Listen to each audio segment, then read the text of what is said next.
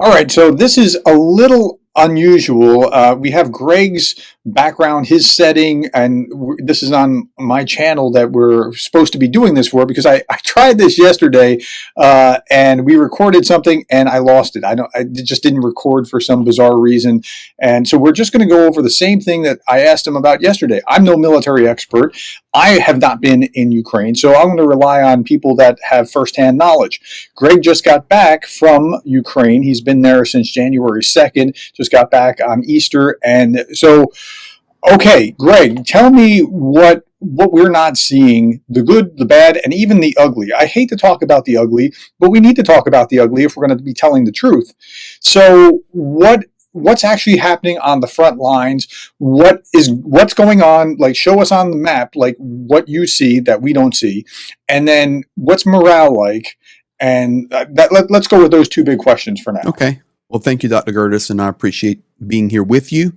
And since we're recording it on my platform for your channel, I'm going to steal it and post it at the same time that you do. Absolutely. We want to do that. We want to get this out as far as possible. Let's do this real quickly, guys. Here is the outline of Ukraine.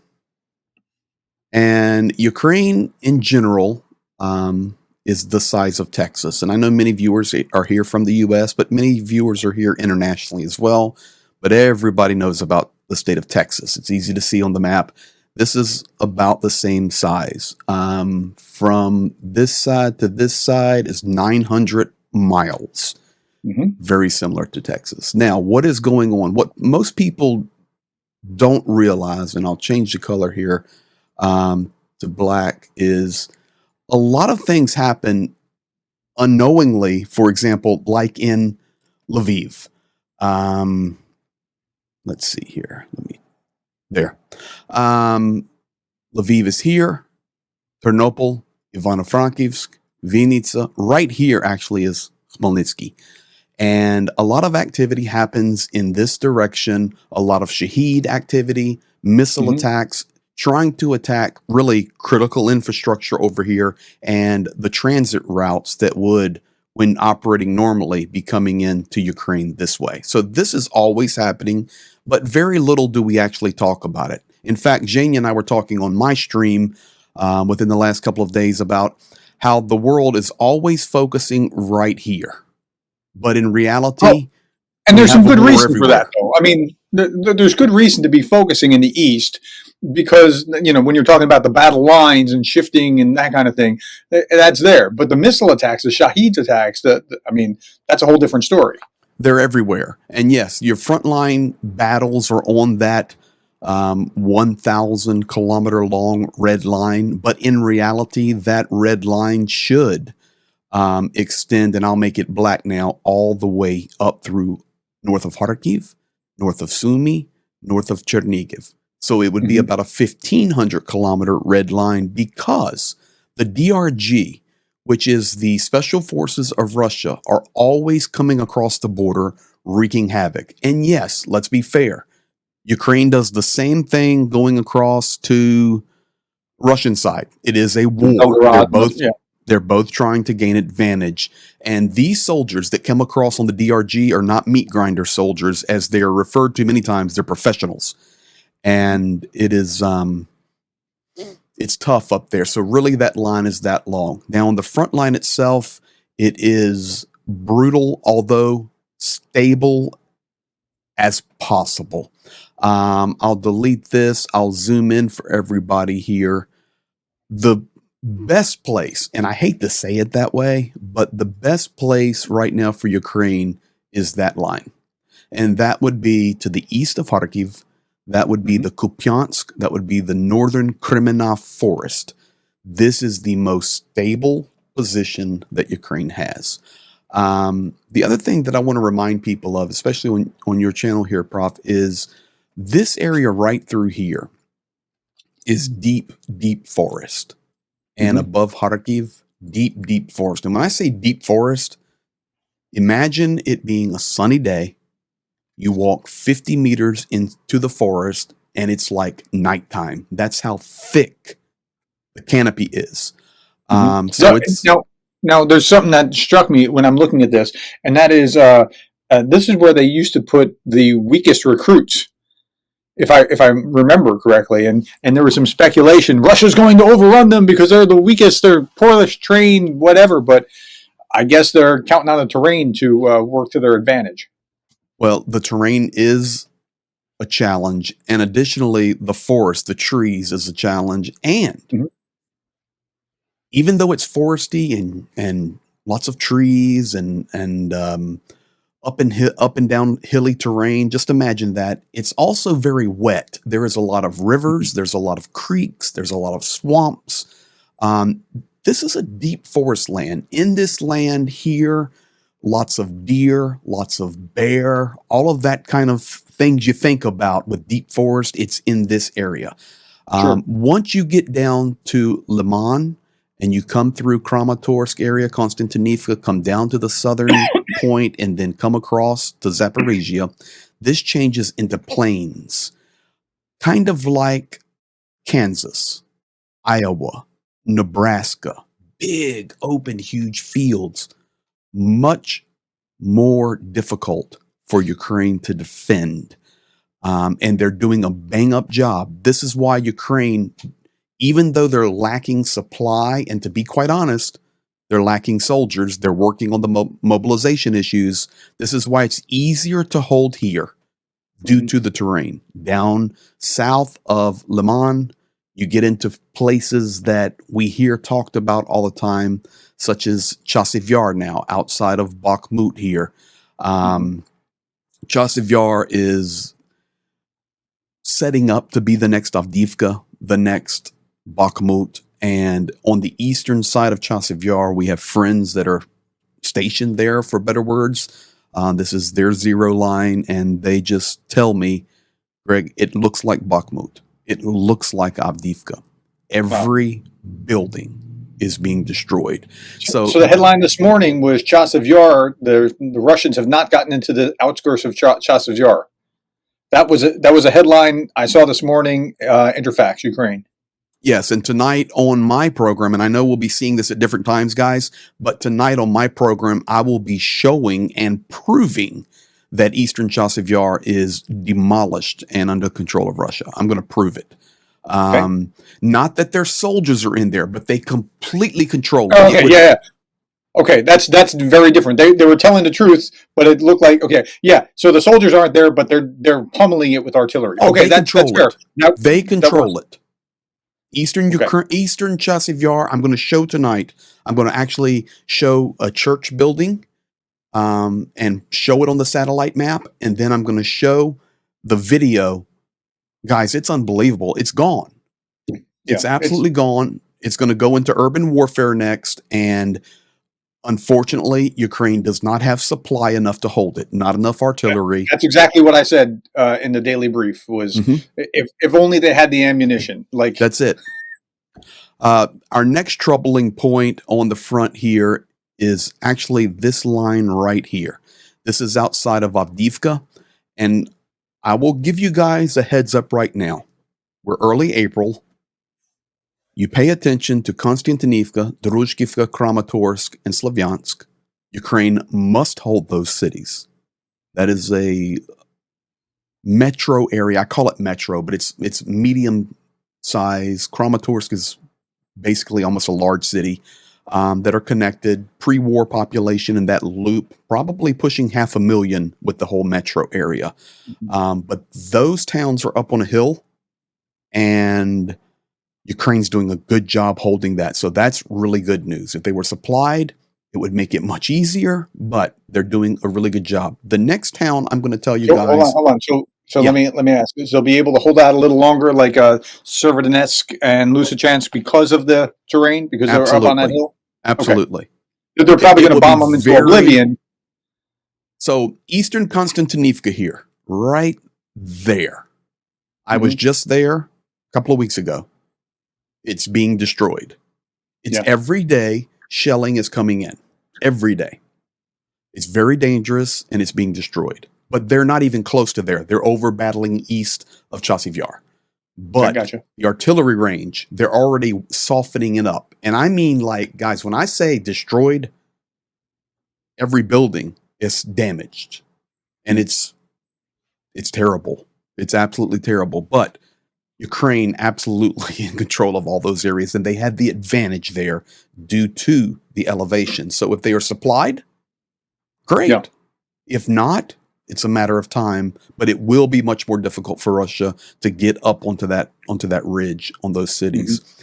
Now, not a ridge and more concerning is actually Pokrovsk right here. Okay. And I will tell you why. Pokrovsk is a key city. Pokrovsk, let me erase all of this. Let me change this to blue now. And let me bring the size down a little bit. Pokrovsk here is absolutely key. Why? You have a main road that comes out of Donetsk through Pokrovsk, through Pavlograd, which is right here. And your next stop, Dnipro. You come down, Zaporizhia. Mm-hmm. Now, you guys know Zaporizhia and Dnipro are mega cities, both over 1 million population. Massive, geographically situated cities. Infrastructure, the largest hydropower plant is here in Zaporizhia. I'm not giving anything away. Everybody in the world knows it. Sure. It was actually hit a couple of weeks ago and very close to the power line was severed just 2 days ago, 3 days that. ago. Yeah, Whatever. that's to the Zaporizhia nuclear power plant. Yes, Yeah. which is right here in Inogradar. But guys, listen to me. There is so much water up here because this is coming down from Kyiv. If they were able, and they were so close, and this is the terrorism of it. The dam's right here. If they blow it, I was on that dam personally just days ago. I Mm-hmm. was 1 meter driving beside where the missile hit on my right, and 50 meters to my left is where the second missile hit. And yes, they tore up the power production capabilities. Not completely taken out, but damaged significantly. Mm-hmm. And there were 6 missiles, if, just by sheer chance, one more missile had hit between those two, the water would have come through. Because when you are looking up river towards Dnipro and towards Kyiv, the water is massively high. Like they're trying to drain some of it out, but it's way up. And on the left, it's so low, it's crazy. If that had busted, guys, it's going to flood all the Russian occupied territory. And I was actually talking to a military guy, and I'm going to show you where he's at, guys. This is crazy. I'm going to show you exactly where we were having this conversation. It's right here. We were sitting in this area right here. Okay? And there's rivers, okay? There's rivers that go up. He told me point blank, he said, Greg, if they bust that dam, not only is all of this going to flood, but it's going to come down this basin. Yeah. It's going to make Novakakovka look like romper room. It's going to push out to here, and it's going to push up into Mykolaiv Oblast, and we would absolutely flood here. Wow. Now, guys, we're talking a ecological disaster of catastrophic proportion, and we were that close to it. Did they intend to do that? I don't know, but we need to keep an eye on it because these things are happening more and more often, especially now, Russia getting very good. I hate to say this, and it's terrible, but the double tax. They're learning. They are learning. They're definitely learning. They're definitely adapting, and I hate to see it, but we get ourselves into a bind when we say, "Oh, well, they're just stupid." They're not just stupid. They're learning and adapting and becoming worse human beings in their devastation.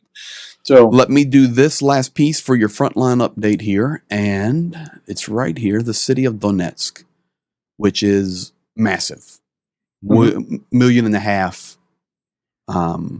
Even now, it's still massive, guys. Pokrovsk, we already talked about it. Ukraine trying to hold these little villages here, which they will not. There will come a time where they have to back it up. So even if they had the artillery, would they be able to hold it, or is it Well, just a think matter of? about this logically. They'd be able to hold it for longer than they're going to be able to. Krakova here, Girnik, Ukrainsk, Novogorodivka. These are little teeny small places, guys. Mhm, Pokrovsk is your next big town, and Mirnograd. That's it. All of this is farmland. mhm, There's no cover. There's no villages. There's nothing but massive fields. And when I say a massive field, let's just call it 5 kilometers by 5 kilometers, like Iowa. mhm, And then they have these tree lines on the dirt roads or the paved mhm. roads, and that's it. There's nowhere to hide. There's no buildings for cover. But more importantly, and this is why I say even if they were supplied, it would be a challenge. Why? Because the supply has to come in from this way, of course. And there's really no cover. Fog right now is the Ukrainians' best friend. And Mhm. we are coming to the end of fog season. You say, well, why fog? Because fog is the best protection against drones, against thermal vision, against Mhm. everything, because that water in the air and that they call it tuman in Russian, that foggy atmosphere makes it, it's the safest way to extract the wounded. Pete is Sure. always, and everybody knows Pete, Pete is always wanting fog. Please be foggy when I wake up. It'll allow me to save a guy's life. Please be foggy. I can get some supplies to my guys. But it's wide open here. But I show you this for reality. Russia's supply line is 100 times easier. Oh, sure, absolutely. Right 100%. next to a major city. Sure. Right next to a major city. And guys, when I say major, just Google Earth it sometime and just start looking around. Yeah. Building after building after building, roads and tunnels and metro systems and dirt lanes and alleyways. Just think about a huge city, wherever you're at in your world, and how easy it would be if, okay, I need to sneak around Chicago. Okay, well, hello, just start walking down alleys. You can be lost in a New York minute in Sure. Chicago. Donetsk is the same way, and it's very easy. It's much easier. Once again, this is a trouble with lack of supply. Ukraine is having to use their supply to hold on to their line. They don't even Right. have enough to be popping behind the lines and hoping to slow the supply. So Sure. once again, we come to the crux. Ukraine needs help.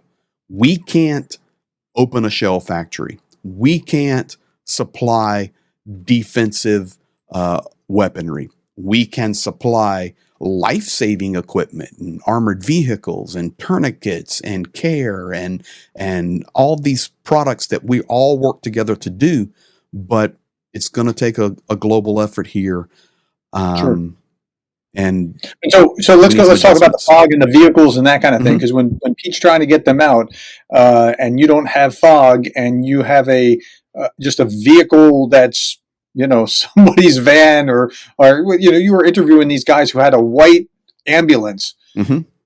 Not the greatest thing if you're trying to stay alive. So the armored vehicles are absolutely mission critical and will save both the medics and the guys that are wounded that have to get out, have to get evacuated in order to survive. So tell me more about Let me tell uh, you this the way. vehicles themselves. I've been told not only by Pete, but also by many other medics. And this is going to be a very sad statement, but this is our call to action to help. Hmm. They have to leave wounded, laying there to die alone Hmm. because they cannot get to Can't get them them. out. No. And And so, they would if they yeah, had an armored vehicle. that's right. That's why this is such an awesome way of being able to contribute. We started with tourniquets, which was essentially doing this like tourniquets and balaclavas and other things, gauze and whatever. And that was a very small scale version of what this is. Right? We're trying to help them save lives, and here we. So tell us an update of where we are financially from where Um, we've been recently. we We passed the are mark. I want to make one statement and I'll give that update. You said we started with tourniquets, and really interesting. You were the one that says, Greg, when you get to when you get to the front lines, just ask the guys what they need. That's the best Yeah. way for us to know. And we learned about batteries and antennas and radios and sleds and stretchers. I'm going to tell you right now into April, armored vehicles for medics. Mhm. Number 2 is once again tourniquets. It's that many wounded. Wow. And then the batteries and the antennas. Okay. Why? The communication saves lives. In fact, guys, I don't know if I'm going to show it, and we have to talk normally because Professor and I are recording this right now to upload. But on my live tonight, I actually received some video from Pete sitting in his bunker with his radio, battery, and antenna, and he looks at the camera and he says, "You're saving lives with this antenna. Thank you. I can talk to the guys. I can know that if they're safe. I can know if I can go grab one because now I can hear them." So it's amazing the life-saving opportunity that we all have together. And I would ask you a question, then I'll give you the update on the number. Is $250,000 worth one life? So it's hard to quantify that in any way, but anything that you can do towards saving lives, I think we have to think in terms of, like, we can't do anything about what the government does, right? I was talking this morning about the drone strike on the air base, and somebody pointed out, like, if they had the 300-kilometer range Patriots, they could have done it with that, like, wipe that all out. But we can't affect that. So if Biden doesn't provide it and Johnson isn't willing to actually write the bill or put the bill forward, it doesn't matter what our political leaders do. What can we do? And what we can do is try to be as efficient as we can with the money that we have in order to save as many people as possible. And it looks like this is a pretty good path, and that's what they're asking for on the ground. It appears that they have no other recourse. So, yeah, I mean, whatever we can $250,000 do is worth one life, but Yeah. this $250,000 is saving many, many, many, many, many lives and will. So right now we are, okay, you ask me this question at an awkward time. Okay, this is typically what Professor Gerdes does. So I try.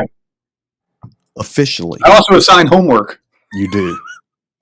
Officially, we're at 210. Okay. But there are some things that are in process over the next few days. We're going to take a significant jump. So stay tuned, guys, and continue to help. So that number is going to jump. I really feel that within the next 2 to 3 weeks, we can have the $260,000 done. We have finished the paperwork as of this morning for the purchase, and we have all the T's crossed and the I's dotted, and now we will send the deposit because we've got all how it happens. Because we had to work with the legal system inside Ukraine for the best way to purchase them and deliver them. So just it's public information. Our NGO here will be facilitating the purchase, and that's the way we prefer it. And then we will be delivering those vehicles to our NGO in Ukraine, and everything is in place for that now. So that's really good news that happened today. It's officially done and ready to go. Green light on. While you're saying that, I want to also point out something. The links below, I'm taking out every link except the links to giving. Everything else is the giving to this project, because I don't want anybody to be confused about anything. There'll be just these 2 links right to Greg. I don't want to be your middleman. Like, don't like give to me and then have a cut go to YouTube and that kind of thing. And when you can go directly to the source, we want to be as efficient as possible. And we're also going to be doing some other things, and I'll just throw the commercial in here now because this is really cool, guys. I've never been one. I'm not comfortable with the money side. I'm very comfortable to go over there and risk my life and to help share the truth and facilitate. But it's not in my wheelhouse. I don't like doing that, but it's necessary. And you guys have been so gracious and generous. But I was on with Rick the other day live, and I just threw it out there to his community, and I said, guys, would you think less of me? Or I'm sorry to ask this question live, but I said, Rick, please put a poll up live right now. I want to know if people would be interested in like being in a raffle to have the possibility to win a signed battle flag from the zero line. And Mhm. it was 98% yes, please, and do it yesterday. Mhm. And Sure. so this Sunday, we're going to do our first one. And I'm doing it on Rick's channel so I can kind of learn. And then maybe once or twice a week on my live stream, I'm going to do a raffle. And you basically, the software will do it. You just purchase the tickets. It comes through the PayPal. We see it instantly. And Mhm. you will have the opportunity. Now, not this one. I have Ukrainian signed battle flags, but this is just a sample. This is an EU flag that was taken to the zero line and Hmm. signed. I showed this the other night on the live stream and people went nuts. They said, I want it right now. I want it right now. I said, no, we're going to do it.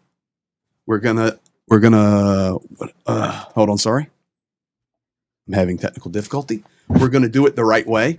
And so we have lots of these. In fact, Professor Gerdes, I need you to message me your mailing address. I have a gift for you for one of these Ukrainian ones Oh, that's kind of you. that Fish sent to you. And you can replace that Ukrainian flag and have a real one But from the zero line.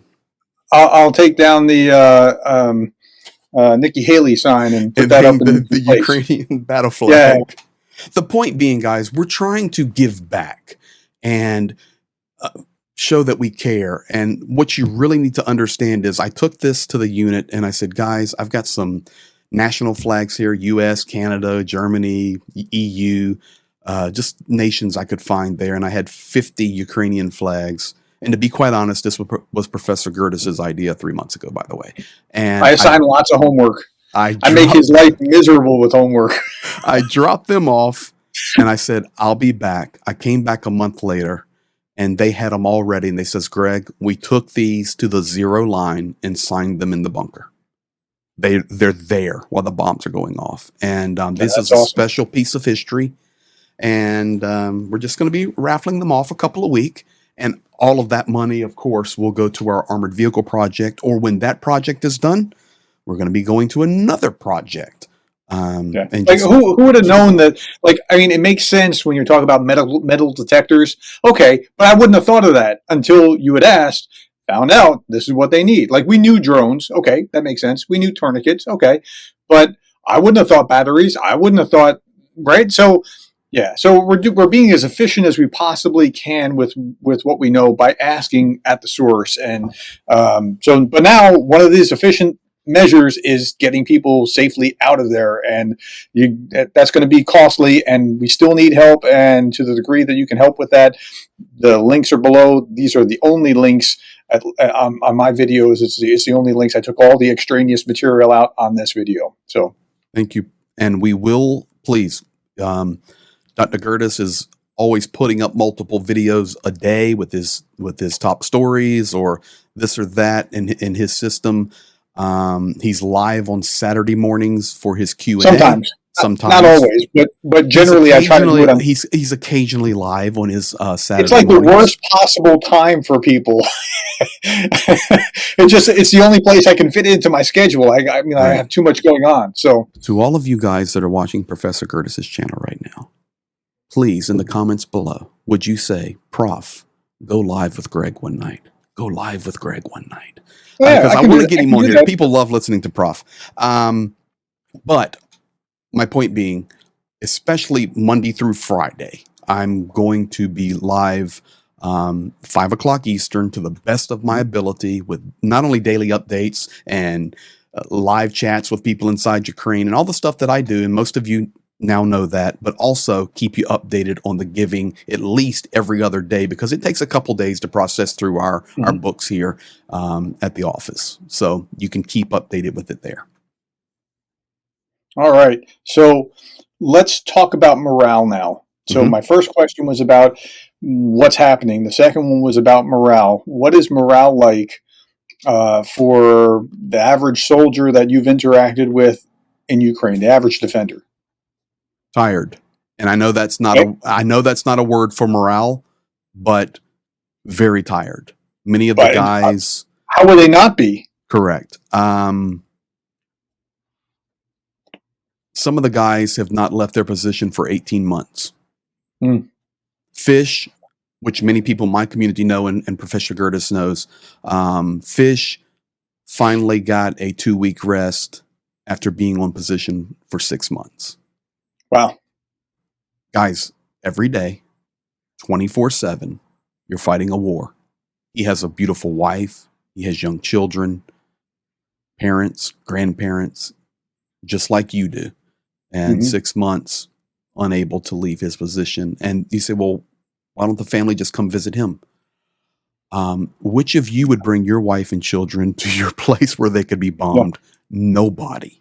Okay. So, that's the reality. So that is affecting morale just in the area that they're emotionally exhausted, sure, physically exhausted. But looking inward, the morale is awesome. Okay. What do you mean looking inward? They're not quitting. They're not going to give up 1 square centimeter of territory. They're not going to stop fighting and lay down their arms.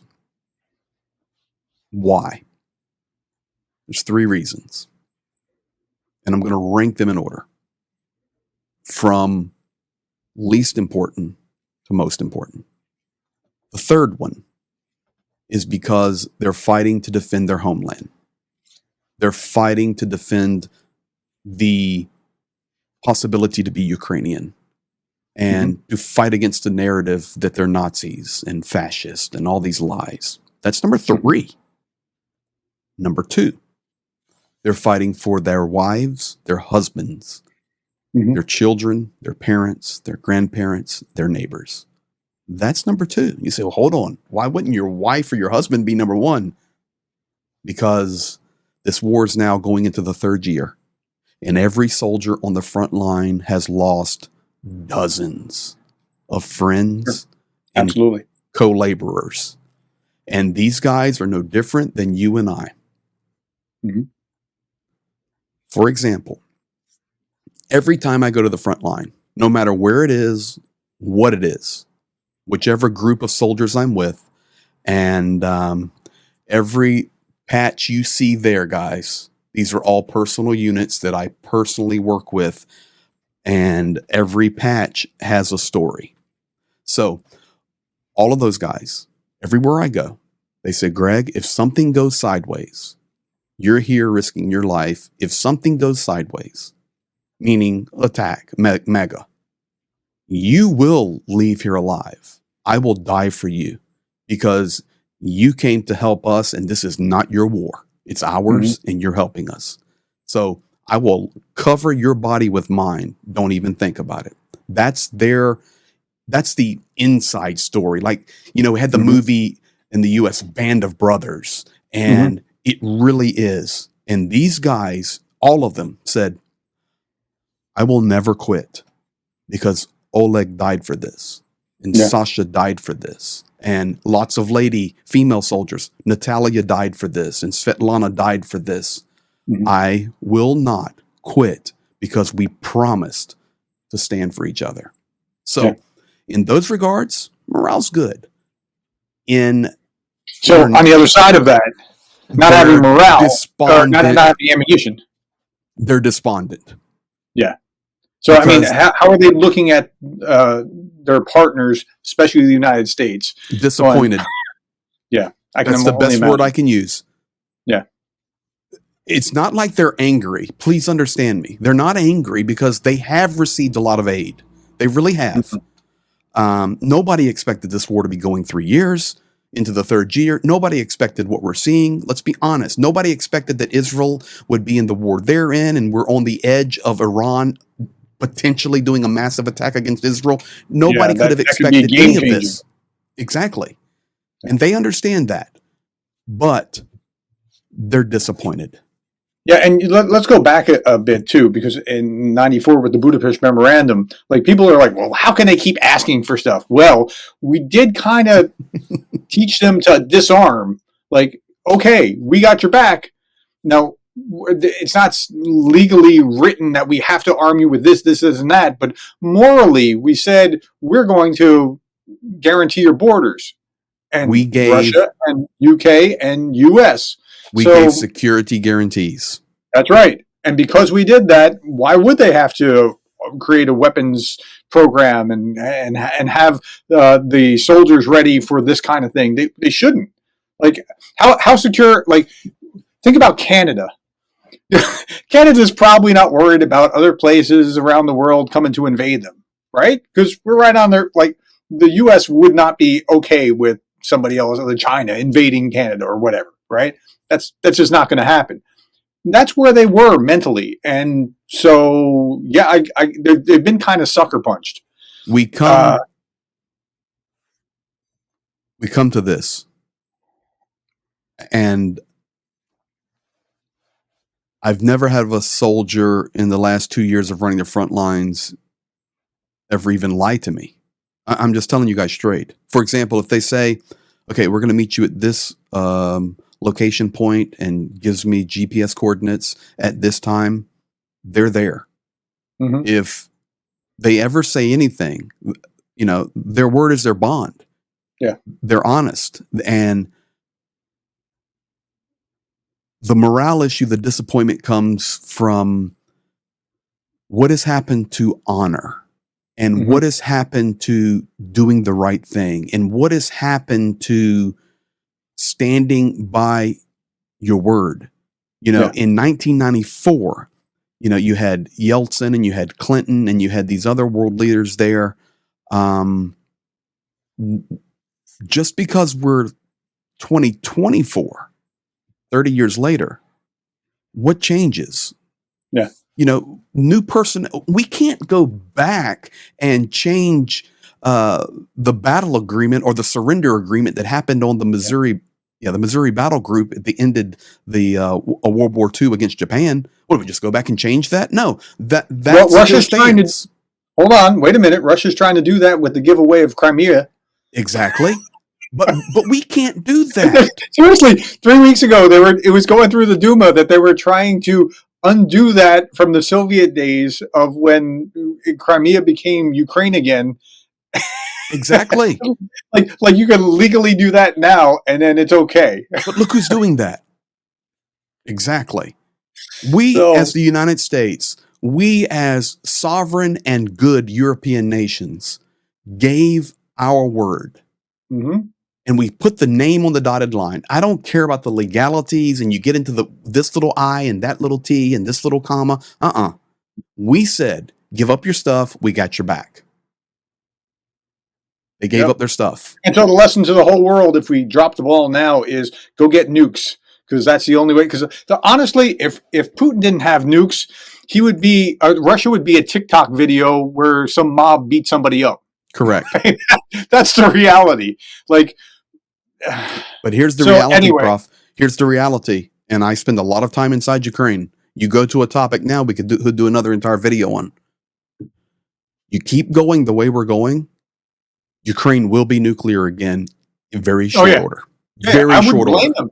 They either need to be under NATO's nuclear umbrella or be nuclear on their own, because Russia's going to keep coming otherwise. And don't think they can't do it. They can do it. I would imagine the SBU is already trying to get it.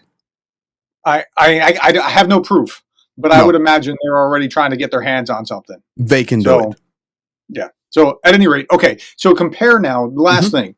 Compare their disappointment, disenchantment with the U.S. as giving the aid, and how they experience you when you come to the front line, or those in this community that have given this. Compare those things. How does that work in morale? It is a massive boost in morale when we get there. And it's not just me, it's anybody. And I will tell you this, I received a video today from a soldier. I can't say where he's fighting. I think he says it in the video, but it's Chasiv Yar area, Konstantinivka area. And I'm going to play that video tonight on my live. And this is what he says. we love you. And he was speaking to me. So he called it America, even though the world is doing this. But the video was to me, and I'm an American. Mhm. So he goes, just so you know, we love America. And we thank you for all the help you've given us. We couldn't even be where we're at without you to this Yeah. point. So they're well aware of that. And when we come personally, it's a huge morale boost. Mhm. Literally drinking coffee, drinking tea, shooting the bull, telling jokes, getting them laughing. In fact, there were some snipers that were being relocated from the northern border up near Sumy and Chernihiv. I'll just leave it very broad like that. And they were going down to the southern line somewhere, Kherson, Mykolaiv, Zaporizhia, somewhere down there. And they had no experience down on those lines. Zero. They're from a different region in Ukraine, and they've been up Mhm. in the north, where, remember, guys, it's all forest. And they called me. Think about this. They called Mhm. me. And they said, Mhm. Greg, when are you coming back up here? I said, in a week or so. All right, stop by and let's have some tea. And we want you to describe to us the Southern Line geographically, what it looks like, what it feels like, the terrain. And I'm sitting there going, you never been there? Don't you have a commander for this? And all of that's fine. But they just wanted to hang out with me and Mhm. let me talk to them and share with, because they spoke really good English, how I proceed to, because everybody on the front line knows I'm a hunter. That's the first thing. When we get to there, any frontline position, Jania always goes, show them your deer pictures. Show them your deer pictures. And they love it. They Yeah. love it, actually, that I'm a bow and arrow hunter. They love Mhm. it. So they go, okay, well, you've got experience kind of sneaking around the woods. I go, oh, yeah. I go at 3 o'clock in the dark and climb up a tree and freeze. They go, okay, that's what we do. I said, yeah. Mm. I said, but I'm not hunting what you're hunting. But that's their morale. They love it. And we went there, Yeah. and on this particular time, unfortunately, we went there, we had the tea rolling, we got ready to start talking. And then they says, listen, we want to do an interview for you. And for you to share to the world, we'll put a balaclava on and we'll just Mhm. talk as Ukrainian soldiers. And we were setting it up, and a glide bomb hit right across the street from us. And I mean, brother, the loudest, and to be quite honest, the most fearful time I had on the front line was when that glide bomb hit. And Yeah, I remember when you were telling me about that. I saw the fear in their eyes. I saw it. And they says, Greg, we all have to leave because the next one can land on us. And we flew out of that place sideways. Mhm. But they're so caring. I don't know what else I can say, guys. Just trust me. I go there all the time. I'll be heading back in a few weeks. They're good people. They're just Yeah. fighting for their lives. They're good I, people. I'm just imagining that as discouraged as they might be by what's happening with policy, they're as equally encouraged by not just your presence, but by the material support, the show of love, the map, Mm-hmm. the uh, amazing amount of contribution from people that don't even them. My audience doesn't know them. I don't know them. Like we just want to help in some way, and that people on the other side of the world are just like, how do we give? How do we? Yeah. So I would Hopefully, imagine that's just encouraging. I really desire, and especially for you guys here that are always on Prof, and maybe this is your first time even seeing me, even though we work together all the time. You know, I hate to do this stuff, but just pop over and check our channel out, because we've built this community, not only together with other YouTubers like Professor Gerdes and Johnny and Rick and all these other people that are wonderful, but I try to bring the inside look at Ukraine, even with characters. Mhm. And I didn't design it this way. It just kind of unfolded. So Mhm. Fish, a frontline soldier, quite active in my community. Pete, of course, who went viral. I was working with Pete before he went viral, and now we talk every day. And Pete's videos or lives are always with me. Now there's others that are coming along. We've got the older guys, Pavel Ivanovich, and we've got the Soviet veteran from Stalingrad who Mhm. walked to Stalingrad. We've got all these characters that are a part of the community, trying to demonstrate for all of you care and appreciation and the love back to you that you extended them by helping them. So it's really a beautiful thing that's happened in a very ugly situation. Mhm. All right. Well, we are past what time we're we're trying to shoot for. But thank you so much for your time and the insight and helping us kind of get a better flavor. I'm trying to provide context for people who are interested in this. Like, you can't find things on the actual news anymore. Like, I mean, first few weeks, first few months, maybe, but it's hard. Like, even when there was massive bombings or massive drone and rocket strikes 2 weeks ago, it was all Moscow Crocus Hall attack. That was all that you could find on regular news.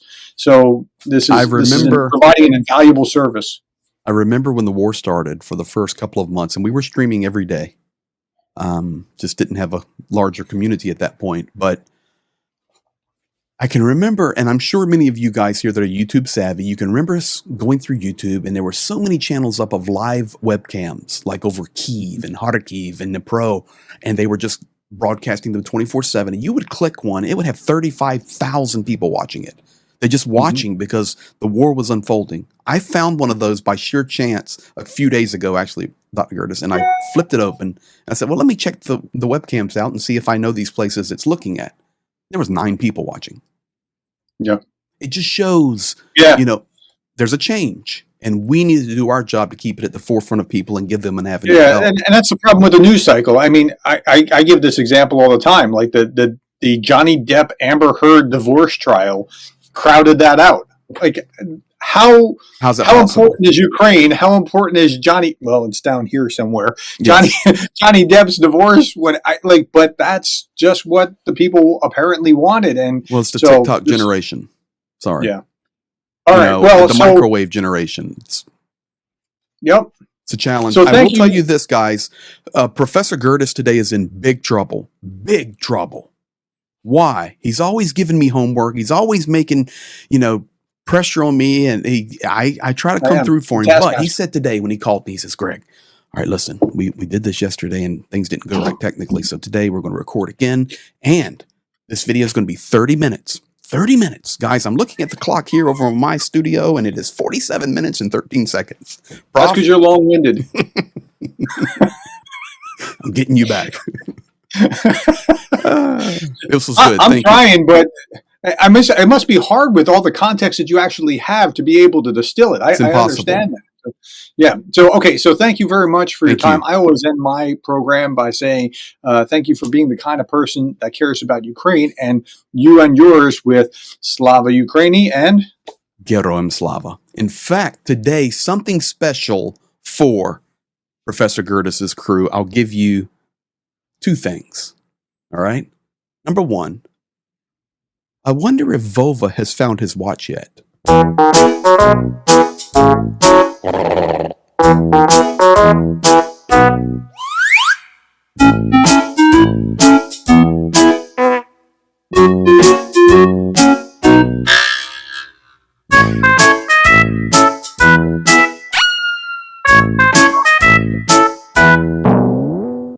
I'm sorry, I couldn't help it. And now the serious one. Slava Ukraina, Geroim Slava. Slava Ukraini!